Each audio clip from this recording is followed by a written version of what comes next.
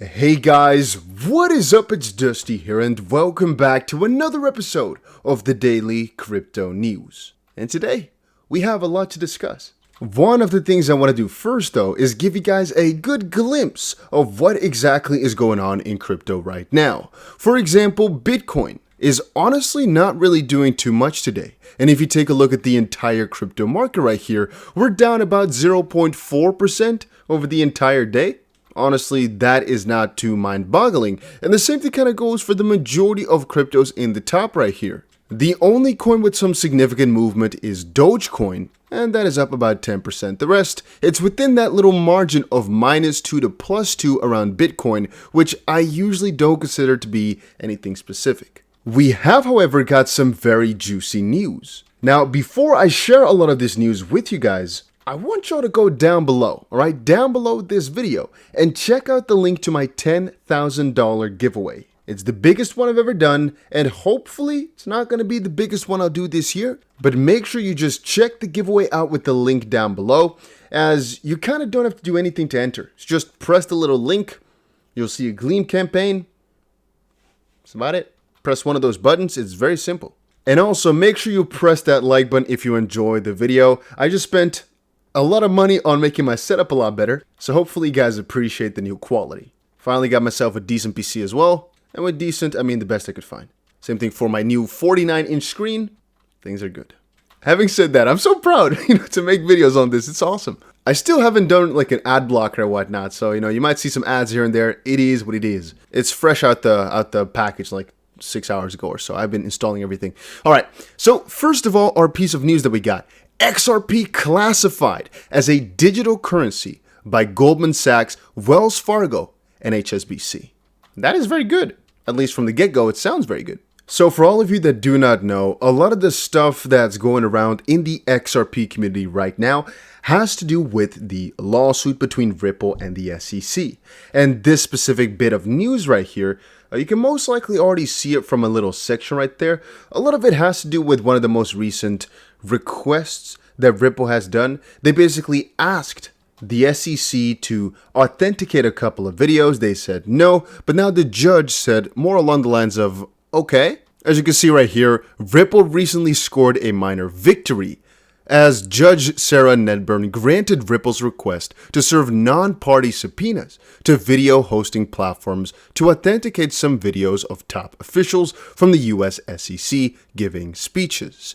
It would have been very easy if the SEC just said, yeah, that's one of our employees, yeah, that's not one of our employees, but they decided to go along the lines of, you can see it's him, we can see it's him, but we're not going to confirm that it's him, which obviously is kind of ridiculous. But at the center of the issue is the 2018 speech of former SEC official William Hinman, who stated that Ethereum was a security.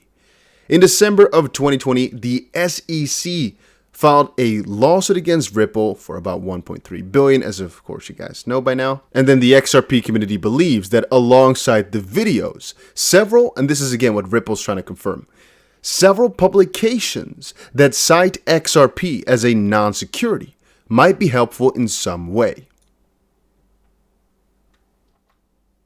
One is by Hsbc.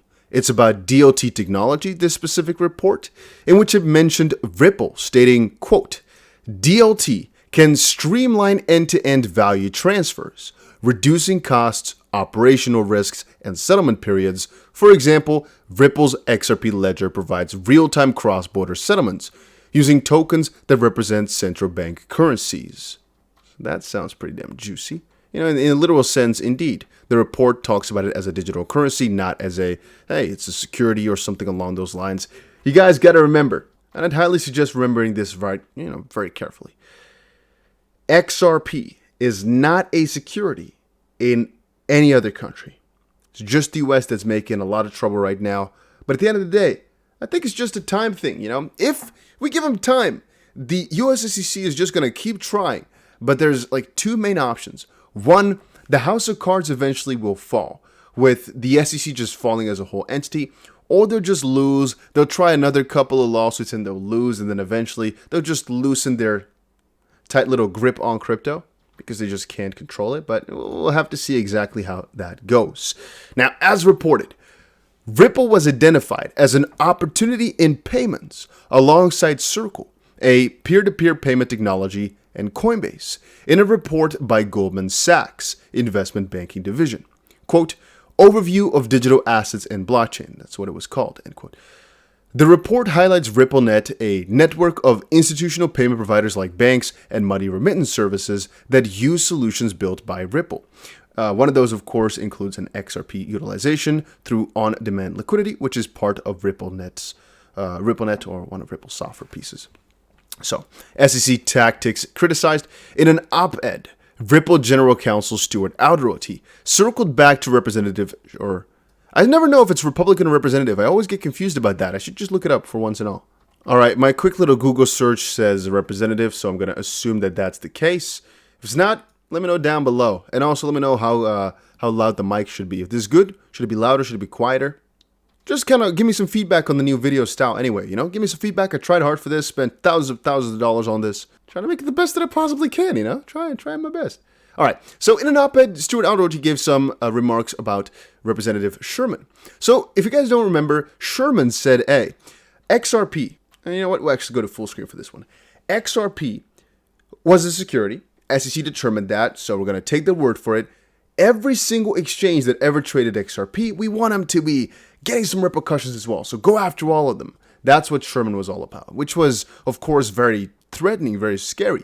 Because at the end of the day, you can't really say something is a security just because one party says so, if there's no proper rules for it, which, of course, the SEC likes to debate.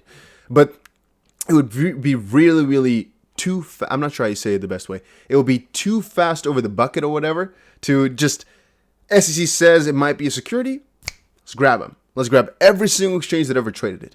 And obviously that's what the Coinbase lawsuits are about right now. A lot of it has to do with exactly that. So that's what Sherman is all about. He said, no, let's go after those exchanges as well. He circled back to his off-base remarks during an oversight hearing during which he referred to XRP as a security, which again is not proven. It's an allegation by the SEC. Alderoty wrote, Representative Sherman's behavior highlights the pernicious efforts of regulation by enforcement. Rather than providing, regulatory clarity through rulemaking, the SEC seeks to bully the market by filing or threatening to file enforcement cases. Unproven allegations masquerading as regulation is bad policy that hurts consumers and markets who are whipsawed by the whims of an unchecked regulator. And to be honest with you, this couldn't be truer than what they wrote it right here. It's really crazy to go for enforcement only. Specifically, the SEC, they have all the power to go through the rulemaking processes, but they just don't want to for some reason. They like to go for lawsuits now and then. And with now and then, I mean just all the time, because otherwise they would have tried to make rules of crypto, but they're not. And it's kind of bad because at the end of the day, you'll get case law, right? You'll get more and more cases that are done. So by that point, at some point, you'll start to understand what is allowed and what is not. But if there's no clear definition, no clear rules, I kind of see that as kind of counterintuitive, if you guys get my drift. In my own opinion, it's really counterintuitive if the only way in which people will understand the current rules is by you having done a lot of lawsuits where, again, the people were kind of confused, so you kind of sued them because they were too confused about what the situation was, which does not really clear it up except for saying that it's not allowed, but we don't exactly know what is allowed. You're not really making it really clear what is good. You're just saying, okay, what you did, which you didn't really know, but that was bad. We're not going to say what's good, but we'll just tell you when it was bad afterwards and we'll grab your money from you. It's not the way I would have done it. It's not the way that any other entity in the US thinks is smart. It's going to be interesting to see the battle between the CFTC and the SEC about the power of crypto. But I guess all I can say about that is we'll have to see that quite soon. As the CFTC recently said, they also want to get into crypto. So I guess we'll see shortly how heavy they're going to take that. And maybe, just maybe, through this Ripple lawsuit, the SEC is going to be under so much trouble. Or maybe through Empower Oversight's investigations into the SEC, some big dirt is going to be thrown up. Or maybe because of the Connect to Congress that John Deaton is going for, some congressman is going to say, hey, let's investigate that SEC, and something's going to come out of this. It's really possible. But on the other side, you got to remember, it's the SEC you're working against, right? It's not a small entity there. There's a lot of people working, and also there's a lot of power. They're not just going to let you take them down, so to speak. And the question should also be, Are they really supposed to be taken down, or are they supposed to be changed? I think the SEC as an entity is not bad. The people in it are just biased to make some specific choices, it looks like. Again, logically speaking, the SEC is supposed to protect U.S. investors, and honestly, they're doing that good job maybe 30% of the time, maybe more. Just not always, specifically in situations where they should have protected investors in a different manner, like with the XRP lawsuit.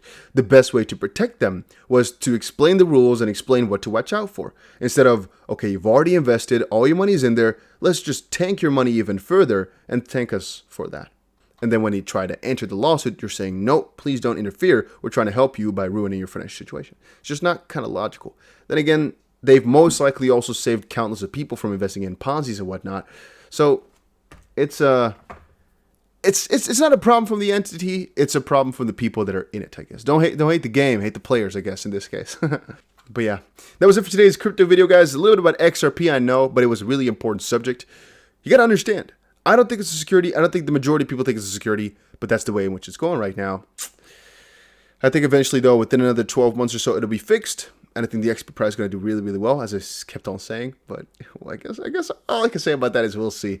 Not financial advice, as you guys already know. That was it for today's video. Hopefully, you guys all enjoyed it. If you did, make sure you press the like button, maybe subscribe to the channel, and I'll see you guys again in another crypto video later today.